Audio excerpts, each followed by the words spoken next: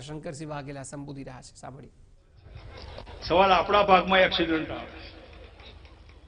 દુનિયાના અતિ ઉત્તમ કહી શકાય, અતિ ઉત્તમ એવા વડાપ્રધાન મનમોહનસિંહજી હતા. આપણે ભેદ સમજ્યા. સરકારમાં બેઠા પછી પક્ષો નથી રહેતા. સરકારમાં તમે બેસાડો છો તમારા માટે.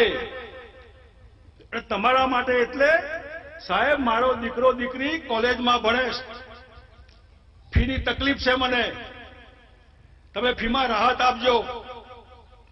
આ પેલે કીધું હોય કે આવવા દો મને અને હું વાત કરીશ.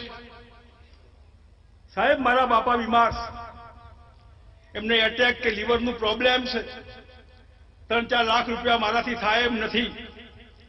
સરકાર કહે કે હા આવવા દો મને, હું સાહેબ દીકરો દીકરી બેકાર, નોકરી આપીશ, નોકરી નહીં આપીશ તો 5,000 ખર્ચો આપીશ.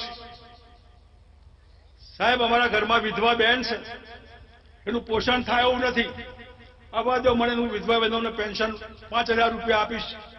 આ બધી આશા અપેક્ષાઓથી આપણે મત આપતા હોઈએ. તમારે તો આનો હિસાબ આપવાનો.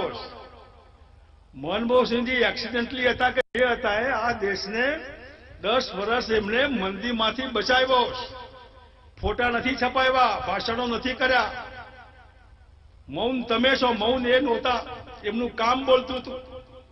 એ કદાચ બહુ નહીં બોલતા હોય. આવી મનગઢંત વાતો સોનિયાબેન આમ, રાહુલ આમ, જવાહરલાલ આમ, એ તમારી વાત કરો ને.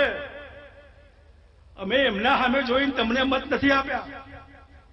અમને તમે જે વાતો કરી, જે વાયદા કર્યા માટે મત આપ્યા.